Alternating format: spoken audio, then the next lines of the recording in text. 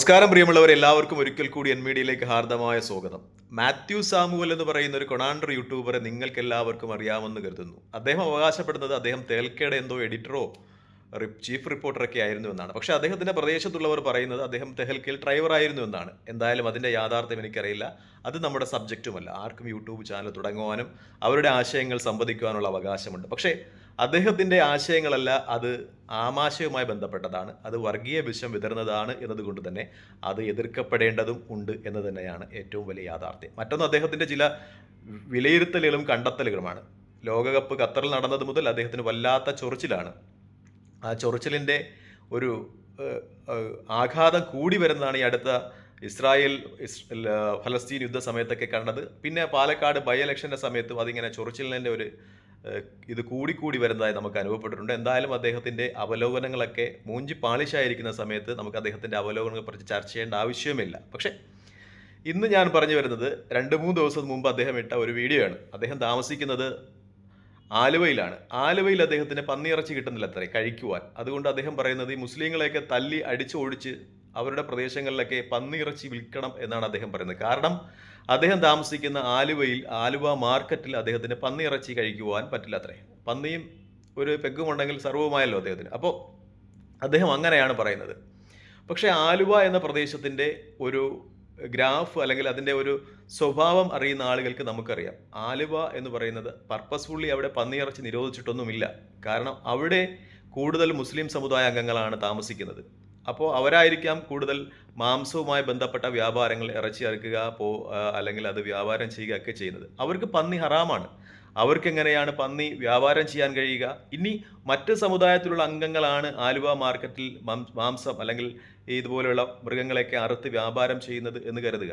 അങ്ങനെ ഉള്ള കടകളിൽ പോലും പന്നി അറുത്താൽ മുസ്ലിങ്ങൾ ആ കടകളിൽ നിന്ന് മാംസം വാങ്ങിക്കത്തില്ല. കാരണം അത് അവരെ കട ബഹിഷ്കരിക്കുന്നത് കൊണ്ടല്ല, മറിച്ച് പന്നി അറിയാതെയെങ്കിലും അവരുടെ ആഹാരത്തിൽ ഉൾപ്പെടുന്നത്, ആ പന്നി അറുത്ത സ്ഥലങ്ങളിൽ നിന്ന് ആഹാരം കഴിക്കുന്നത് അറിയാതെയെങ്കിലും അതിൻ്റെ രക്തമോ മാംസമോ തങ്ങളുടെ ശരീരത്തിൽ കലരുന്നത് ഹറാം എന്ന് അവരുടെ വിശ്വാസമാണ്. അതുകൊണ്ട് അവരിപ്പോൾ അന്യമതസ്ഥര കടയാണെങ്കിലും പന്നിയെ അറുക്കുന്ന ആ കടകളിൽ നിന്ന് ഈവൻ അവർ മറ്റേ ആടോ പോത്തോ ഒക്കെ ഇറക്കുകയാണെങ്കിലും അവിടെ നിന്ന് മാംസം വാങ്ങിക്കത്തില്ല. അതുകൊണ്ട് തന്നെ ആലുവ മാർക്കറ്റിൽ സ്വാഭാവികമായും അവിടെ പന്നി വിൽക്കുവാൻ അത് അവരുടെ മാർക്കറ്റിനെ, അവരുടെ കച്ചവടത്തെ ബാധിക്കും എന്നതുകൊണ്ടാണ് അവിടെ വിൽക്കാത്തത്. അല്ലാതെ അവിടെ ബഹിഷ്കരണമോ കാര്യങ്ങളോ ഒന്നുമല്ല. പന്നിയെ കഴിക്കുന്ന ആരെയും അവിടെ ആളുകൾ തല്ലുകയോ കൊല്ലുകയോ ഒന്നും ചെയ്യുന്നുമില്ല. ഇതൊക്കെ വളരെ യാഥാർത്ഥ്യമായി നിൽക്കുകയെ എന്തിനാണ് ഇത്തരം വിഷത്തരങ്ങൾ ഇങ്ങനെ വിളിച്ചു പറയുന്നത് എന്നാണ് എനിക്ക് അറിയാൻ കഴിയാത്തത്. തൊട്ടപ്പുറത്ത് കിലോമീറ്ററുകൾക്കപ്പുറം അങ്കമാലിയുണ്ട്. അങ്കമാലിയിൽ പോർക്ക് വളരെ ഫേമസ് ആണ്.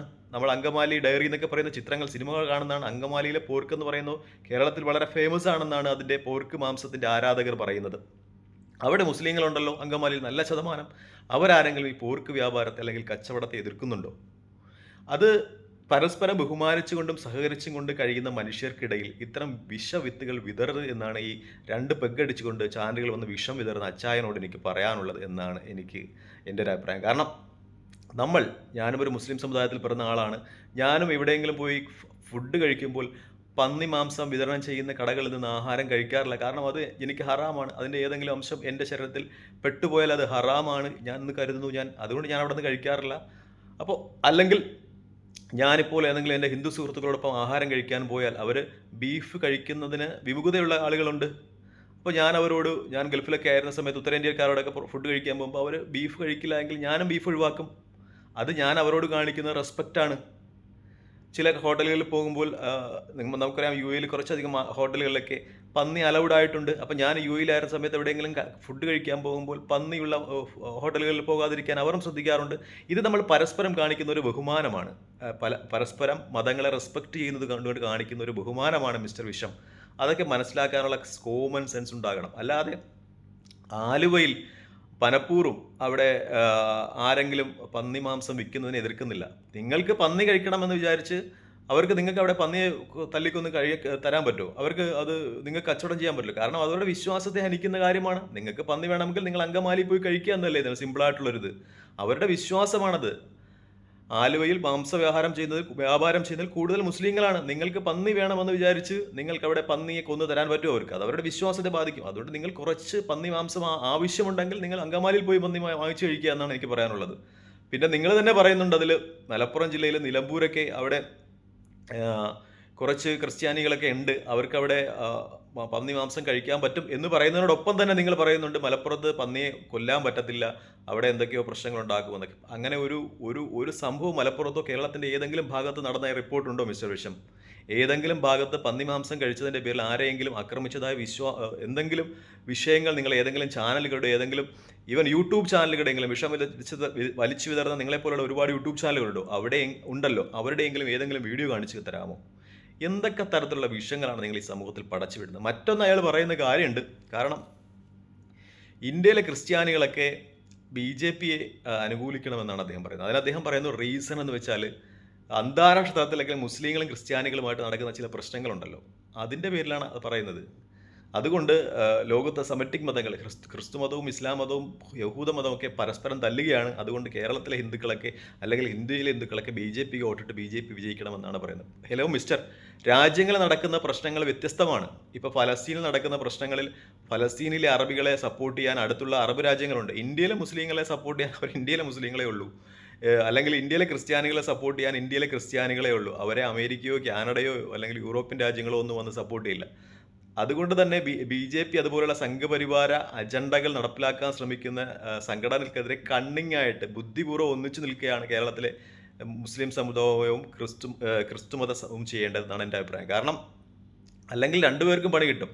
എവിടെയെങ്കിലും നടക്കുന്ന കാര്യങ്ങളുടെ പേരിൽ ഇവിടെ തമ്മിൽ തല്ലാൻ ഇന്ത്യയിലെ ക്രിസ്ത്യാനിയും മുസ്ലിമും നിന്നാൽ ആ ഗ്യാപ്പിലൂടെ ഇവിടെ RSS അല്ലെങ്കിൽ BJP രാഷ്ട്രീയം കടന്നു കയറും, അവർ അധികാരത്തിലെത്തും.